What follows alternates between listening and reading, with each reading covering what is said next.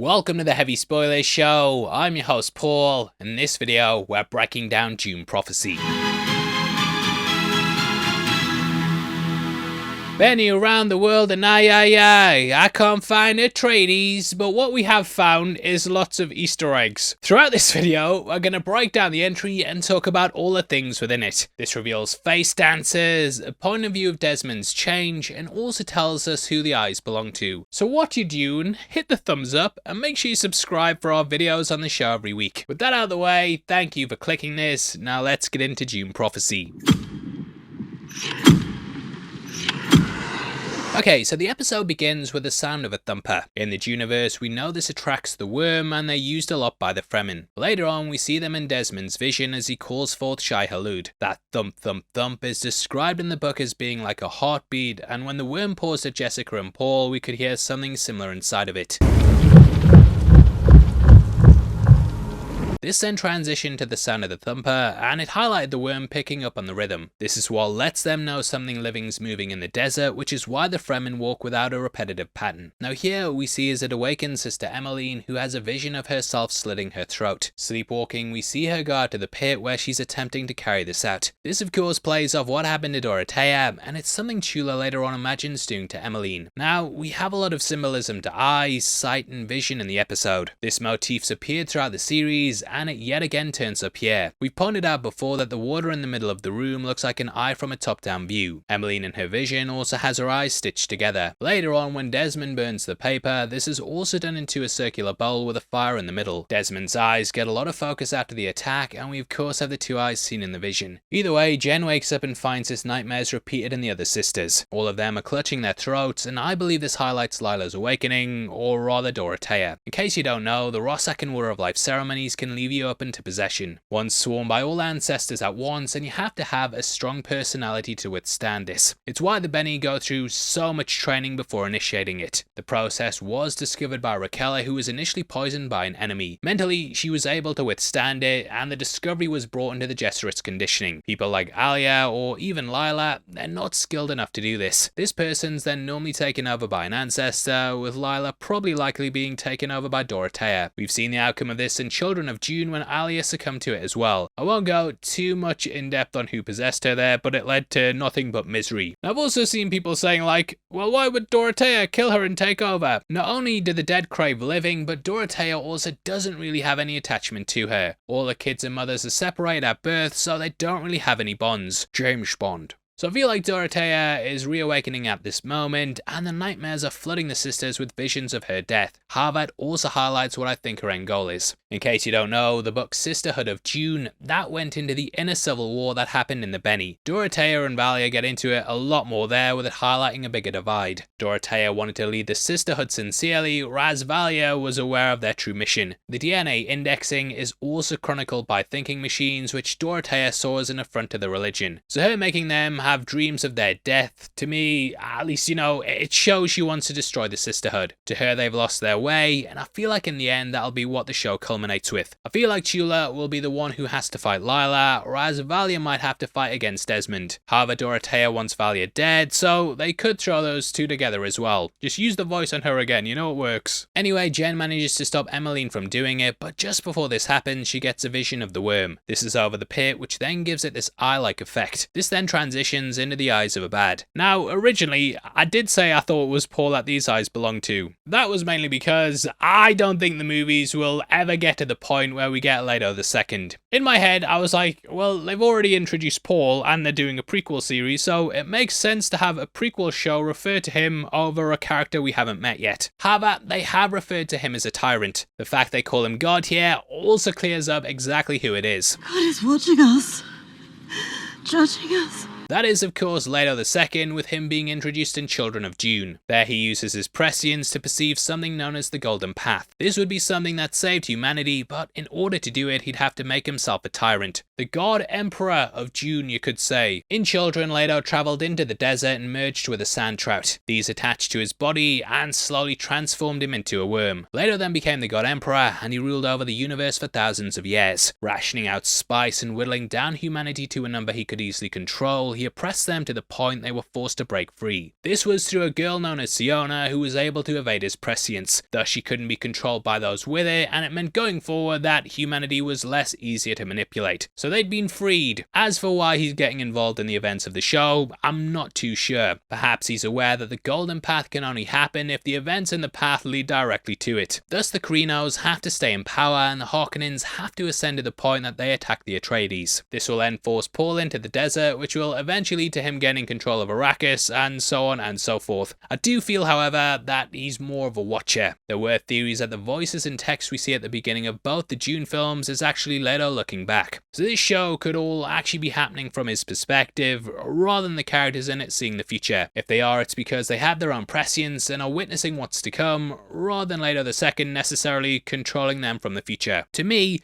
they're seeing what's to come and controlling the events in the present to lead to it, rather than Leto being able to reach into their minds in the past, if that makes sense. I really don't know though, it's getting all pretty complicated. But yeah, after this episode, I definitely feel it's Leto rather than being Paul. Anyway, after the titles, we then cut to a wall carving at the Harkonnen household on Seleucus Secundus. Artwork like this appears throughout the franchise, with there being lots of it in the Palace of Arrakeen. That showed sandworms, whereas this shows whales. As we know, the Harkonnens built their fortune from selling their fur, and Harrow pitched it to the Emperor in episode 1. That played into his ambition, and later down the line he will lead them to greatness. This whale fur is also worn on Griffin's shoulders in the portrait, which looks over Valia as she enacts her plans. Here she is back with the family, and big correction for last week. I thought Robert, Robert Baratheon, Ned, you bastard! I thought he was Valia's dad, but it's actually her uncle. Through Harrow, we learn that the Landshard believed Pruitt was murdered, with this conspiracy being pivotal to the episode. After decades of denial, Valia then decides to offer a truthsayer to the house. Unk very much represents the old guard, with Valia appealing to the new blood. Having the Mother Superior as their truthsayer will establish them instantly and cement them as a powerful house. Using Theodosia's truth-saying abilities, she analyzes Harrow, and it gives us a better look at what the ability does. Not only does it analyze someone's behavior to act as a lie detector, but it also digs into them as a person, microanalyzing every aspect. It's kind of like that Sherlock Holmes thing that the newer versions do. Able to instantly read someone, it shows why the Bene are so good at manipulating. In being able to see what someone wants, they're able to mold them in their hands. Cutting across to Inez joining the Krynos for lunch, she kind of becomes this episode's wildcard. I'm not sure exactly what she's up to, but she's with both the Bene and also the establishment. Could be with the rebels as well by the end of the series. Knowing Desmond killed Pruitt, this is something she exposes later on. Just in the same way that Harrow wants to oust Robert Baratheon, you bastard Ned, Inez and Constantine want to oust their father. It's plans within plans, but Desmond's also powerful at playing the board. He kind of plays his hand at the table here as well and brings up how the boy used a thinking machine. This is something he later brings forth at the hearing, and yeah, Inez kind of made a mistake in testing him. Also, I love the iconography over them having dinner overlooking the ocean. The sand in Arrakis was described as being like an ocean too, but it didn't quench their thirst. In the Dune saga, we have this weird kind of power dynamic, and lust for what you don't have lays throughout lots of planets. For example, on Arrakis they're surrounded by spice, which is the most valuable substance in the universe. However, the Fremen highly covet water and even drink their own urine to stay hydrated. They won't even cry over their dead because they see that as being a waste of liquid. On the flip side of this, we have the Krynos surrounded by water who value nothing above spice. So it's a nice way to question where the true power is. Obviously it's the spice, and that's why the Krynos are controlled by Desmond. Back with the Bene, we hear Emmeline questioning Dorothea's death due to the dream. Using truth sense on Chula, I do wonder if she's figured out she's lying. Chula says Dorothea took her own life over the grief of Raquella, and you wonder how widely known the truth is. Anyway, from here we cut to a highline above Seleucus Secundus. Always loved the design of these, and I remember before I even really knew what Dune was, that artwork of these always completely fascinated me. On an iconography level, it of course resembles the worm and plays nicely into the visual imagery of the show. The houses here are arriving in their masses, and we see them approaching the landing platforms. These also resemble an eye, and they build brilliantly off the production design. The coming together of the Landshard like this is also something that often denotes a key point. They of course surrounded Arrakis when Paul took over, and a lot of them were either killed or forced to submit. The council represents the great houses, which is then overseen by the emperor. It's a forum akin to the Senate that comes to agreement on several things. This can often include Canley, which is something that gets mentioned in the episode. The rules of Canley were violated.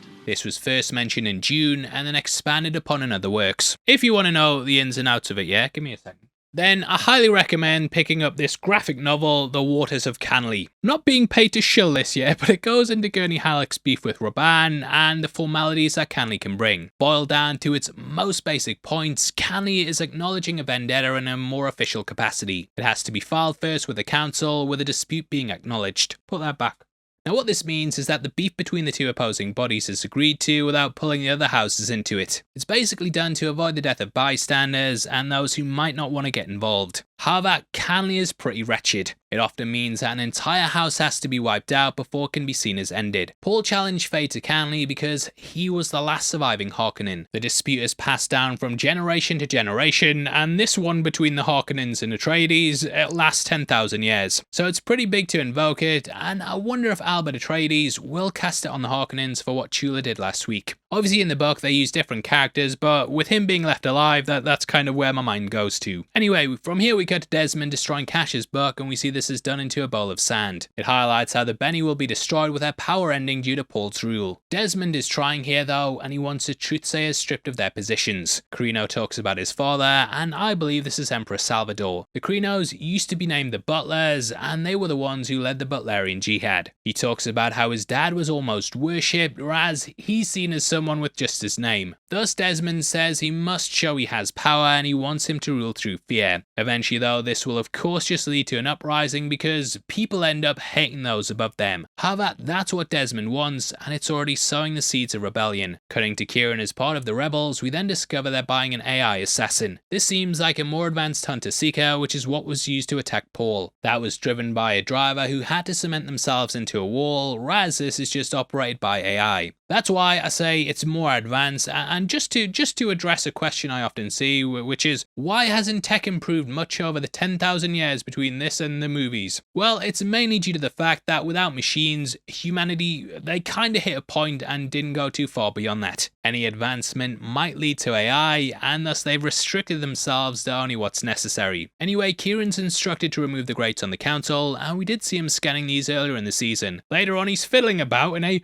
why is no one looking at him? It's a bit suspicious. What's he up to? Looking for the like button you just hit. Anyway, we cut across to Valia and see her recording a voice note for Chula. Huge shoutouts to Editor Matt for pointing out that Irulan does something similar in Dune Part 2, but it's on a more sophisticated device. Haunted by her past, she talks about having a similar dream to Kasha. However, she doesn't end up sending this, and instead breaks it when she says she could use Chula. Valia is very much someone who wants to do things on her own, and I think this is due to her brother. Griffin's death has vastly changed her, and she could have lived a life where he survived. Her mother warned Chula death would only come in following her, and that's a thing she wants to do on her own. Also, it might have been her auntie, because we got that wrong about the uncle. Now here we discover what her true plan is. Valia wants to aid the rebellion in their assassination attempt just so she can stop it. It means that she will win back the trust of the Emperor, and everything will be coming up Spice Girls. Now if you want to win my trust, then terrible segue, and check out our Spice Girls t-shirt right below the video. Inspired by the series, it's the best way to support us, and picking one up all goes towards videos like this getting made. Buy it now! Was that the voice? Did it work? Did it buy it now? Either way, we see how Desmond's the one who thwarts the plan, and thus he probably wins the Emperor's favour even more. Like the guy taps his back like the son he's never had, which is obviously very important as Enos has just betrayed him, so now he's looking around for people he can adopt under his wing. So Desmond's coming up Spice Girls. However, we see how good with throwing knives Valia is as she takes out a spider on the wall. Like she's definitely been playing GoldenEye multiplayer with them skills. Spiders, though, they represent a lot of things symbolically, and they're often seen as weavers. They of course survive by laying traps, and it's a nice creature to have appear in the scene. Also, it reminded me a lot of the spider creature that appeared in the first film. That too was on the side of a conspiracy, and it was then ushered away. So you have this repeating symbolism of the watching eyes of a spider being brushed out. Cutting across to a bar, we also see a Lord of the Landsrad who has a spider-like machine that he hides out the way. The Bene then spread the rumour about Pruitt. I love that they're used this way, and it really plays into what the Order's achieved. By being truthsayers, they're able to identify what's true and what isn't. Because of this, they have the head of the house's ears, and it means they can tell them anything. So really, they can control the actions and easily sow dissent and mistrust. Really great way to demonstrate it, and they convince the council to welcome in the Harkonnens. By using Harrow as a potential patsy to accuse the Emperor, they'll be able to avoid the target focusing on them. The council arrive and then ask Harrow if he wants to join, and I love the way the scene is played.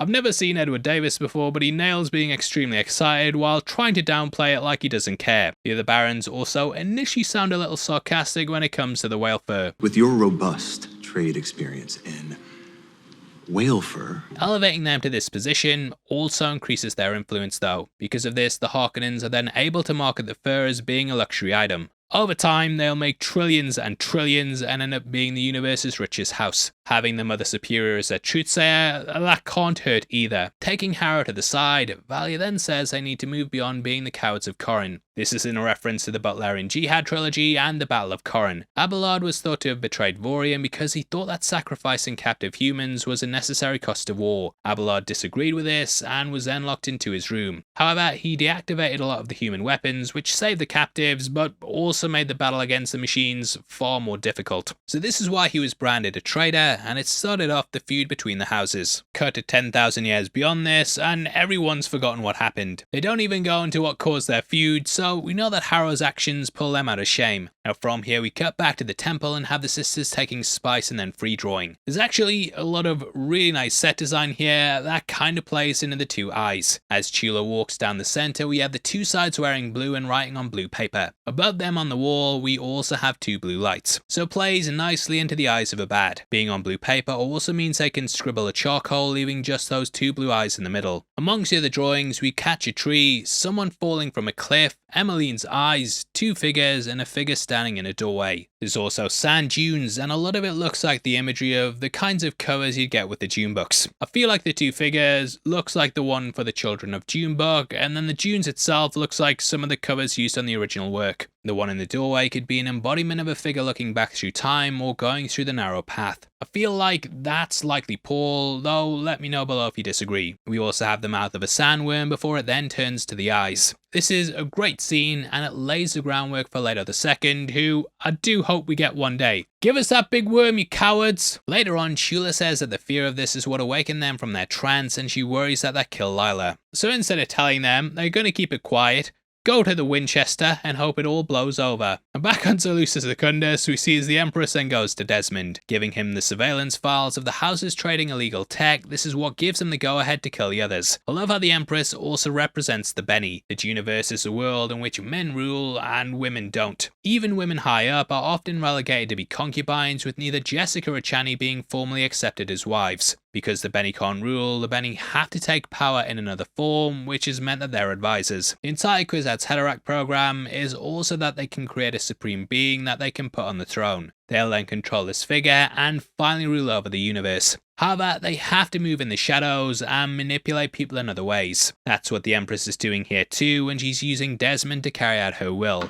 If there is one thing to admire about the sisterhood, it's their decisiveness. Learning she leaked the truth about Pruitt, she's doing this to force her husband to be strong. Mark strong. Desmond commands those. I made that up on the spot. Desmond commands those dealing machines to be rounded up, and yeah, lots of things starting to fall into place. Now, as much as I've dumped on the early episodes of the show, I have found the last two to be really gripping stuff. I love the tone of the political conspiracy it has and how many sides are duking it out. Everyone's kind of scheming away, and it all works together really well when it comes to tone. Anyway, we then get across to Kieran at a bar and catch them doing spice. There's spice beer, spice inhalants, and then enjoying the luxuries of it. However, there is a hypocrisy here, as that's what gives the higher-ups their power. So they're continuing to enable them, all while rebelling. It's basically like buying Twitter Blue, but you don't like Elon. Anyway, Inez arrives, and it's a bit awkward, mate, because they're trying to kill her dad. Kieran does say he sees how the Emperor's a good man, but he knows that power eventually corrupts. I love how they talk about how Vorian could have taken the throne, and that he was even offered it at one point. However, he turned this down because he knows that it always comes with a cost. This is something they bring up with Kieran, and they ask if he's willing to pay it. Ironically, his descendant Paul will achieve the throne, but he'll also suffer the same pitfalls. Billions die in his name, and it shows how leadership can often lead to a negative outcome. It's another great scene between the pair, and this is then mirrored in Theo and Valia. Teasing the former as being brought for a specific reason, we later learn that she's a face dancer. Now, boiled down to its most basics beyond those dance moves, this is someone who's a shapeshifter. A face dancer can replicate everything about someone and completely alter their appearance and voice. On a scientific level, this is someone who has more muscles and nerve endings than a typical person. With training and conditioning, they're able to alter this and physically shift how they look. I feel like Valia is going to use Theo as an assassin, and she brings a lot of value to the cause, eh? Something like this was actually tried in the God Emperor book when face dancer assassins attempted to kill Leto. However, due to his thick worm hide, the attacks weren't able to kill him. Still though, it's going to be interesting to see how it plays out, and it was such a cool scene to have at the end. Now we then see as Inez goes to Constantine and they start to sow the seeds of doubt in their father. Patricide is common in the family, and in the House Carino books we learn Shaddam killed his own father. This was so he could seize control, and it's something that was common amongst the Roman emperors. Now I know some people don't consider those books canon, but they're by people who are working on the show, so it's worth acknowledging that at least, and I've said it once and I'll say it again, quite like those books. Now we also see Inez loves her brother so much, the dislikes right there. Now we also see Inez loves her brother so much and learn more about the attack. This is something that was touched upon earlier in the season, and we learned that rebels abducted them in the night. Here though, we learned something that made me theory time. It's a theory time, it's a bloody theory time. So though Constantine stayed with her, we learn it was actually the Sisterhood that saved her. I didn't save you. The Sisterhood saved you. Knowing what we know now, I believe it was probably Valia behind the attack. As we know, they control the rebels and are attempting something similar, so I wouldn't be surprised if they orchestrated it so they could then come in and save the day. This would then win them favour with the Emperor and then recruit Inez to the cause. Just something worth thinking on, and that's the end of theory time. Pow, pow, pow, face dancing all the time. Behind movie scenes, behind those movie screens. 45, brim full of Asher on the 45. Right, we'll move on. Cutting to the Emperor, we see him being brought his signet ring, which he then stares at. In the universe, these are extremely important, and it's why Valia looks at her uncle so much. Though this wasn't brought into the Denis film, it was a big part of the book and also the David Lynch movie. There, the Emperor desperately wanted the Duke's signet ring because this would have shown he commanded the house. Having this would allow whoever held it to also press in the royal seal to messages. This would then show that it came from high up and it was an order that had to be followed. So if you owned it, you could technically order the house to do whatever it is you wanted. Though they do focus on the ring in those Denis films, it's more of a symbolic way to show Paul's taking up the rule of the house. They are very important though, and it's why Paul makes Shaddam kiss his ring in part 2. Electric Boogaloo. Anyway, the council's held, and just as Harrow's about to throw himself under the bus, Inez steps forward. Was her future husband who was killed, so I suppose, yeah, I get why she did it, but maybe best you didn't marry that kid, yeah?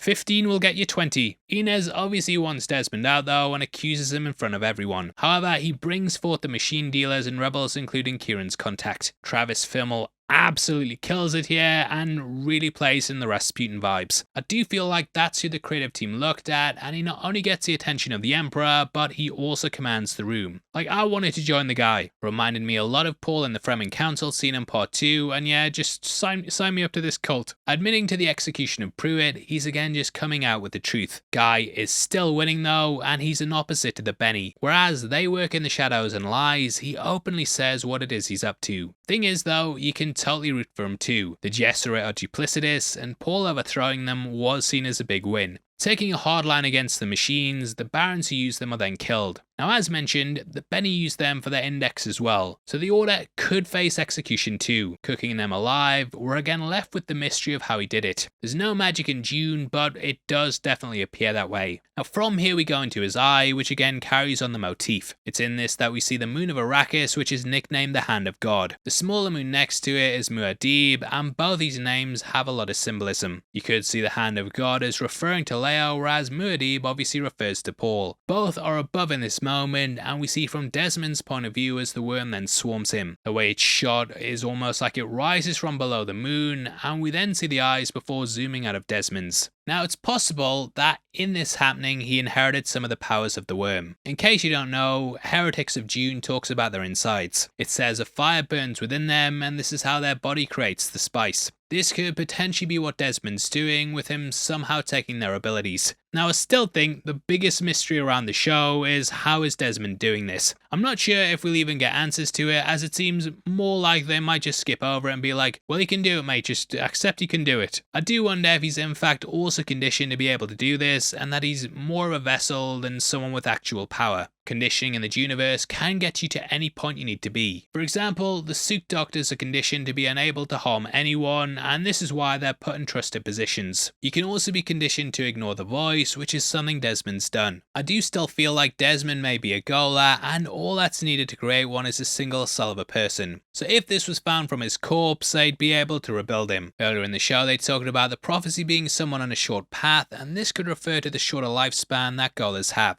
It's also possible that he's been rebuilt to be part machine. I think this could thematically play into the thinking machine themes and also the idea of manipulation. If we have a man, or rather woman versus machine, fight for the Emperor, I think that's a powerful way to play into the Butlerian Jihad. I do kind of wish we got the Butlerian Jihad show before all this happened, as without the knowledge of it, I don't think people fully get the scale or the threat behind it. Like, Omnius is such a big threat, but I don't know if they've fully hammered this home. That would be a big way to bring it in thematically, and it would be great if Desmond was revealed to be part machine. Lasers, he's using robot lasers because he's a robot. Either way, this comes with a cost, and we can see blood appearing through his coat. He's starting to disintegrate and rot away, and again it could highlight that he is in fact a Gola. As he stands up though, we see this blood resembles a cross, which further plays into the religious illusions. He also leaves a stigmata-like marking with his hand, which in itself appears like a cross. So really symbolic way to play into the idea that the God Emperor is controlling him. Doing this also allows Valia to take a sample of his blood. Cutting to him with the Emperor, we see how Scott his back is. After this, we then get the sisters discussing Dorothea. In a concealed chamber, we see that a fracture within the Bene is starting to form again. Again, Dorothea was way more sincere and she believed in the religion.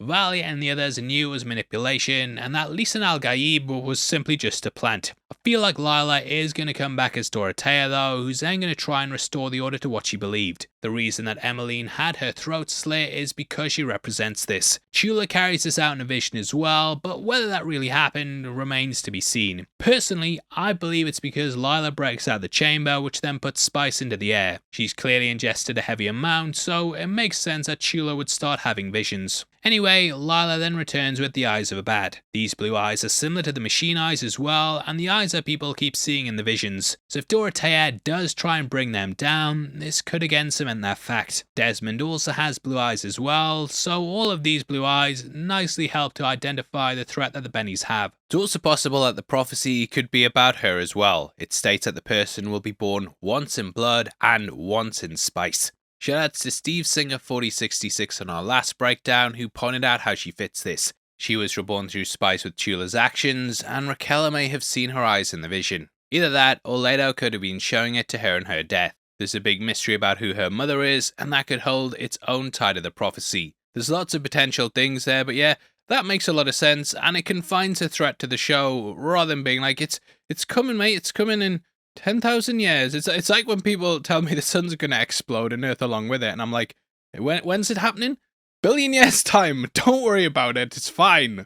With Valia, we then see as her uncle dies. Valia refuses to give him his breathing apparatus and he coughs himself to death. Now he does kind of remind me a lot of Abelard from the House prequels. He's not to be confused with the one from the Butlerian Jihad, but he was named after him. He was a nice guy who tried to lead the house on a righteous path, but he ended up being killed by his son. Raban then took his little brother Fade, and the pair went and carried out evil for the Baron. He passes with the ring, then getting focus as Valia talks about the goals of the house. Really, all she's ever wanted to do is build back House Harkonnen, and now she has the ability to do it. Valia is then visited by what seems to be the ghost of her brother. However, as it's revealed, this is actually Theodosia. I do like how they had the portrait up of him, so it does answer how Theo was able to copy his likeness. Agreeing to do what Valia asked of her, we then see she transforms back. No idea who she's gonna mimic, and it might even be him, but she can potentially frame whoever she wants for whatever she wants. Valia might even use her against an Atreides, and it would be Griffin getting revenge in the end. So it's a great way to set up the penultimate episode, which we'll obviously cover next week. As for this one though, I think this was another step in the right direction in terms of upping the quality of the show. I still think episode 3 was the high point, but this was a nice follow-up. I do kind of wonder how people who aren't up to speed with everything will view it though, as I'm not sure there's enough here for general audiences. You kind of have to know all the history of the Butlerian Jihad to really understand the stakes. Again, I kind of wish we got a season or a show of that first, so we could really understand why it's so imperative you don't use AI. Obviously though, you know, if you're a newcomer to this and you disagree, let me know below, but yeah,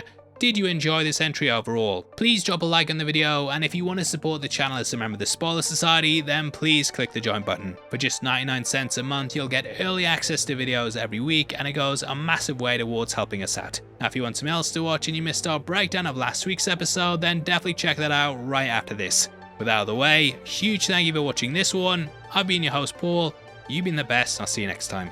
Take care, peace.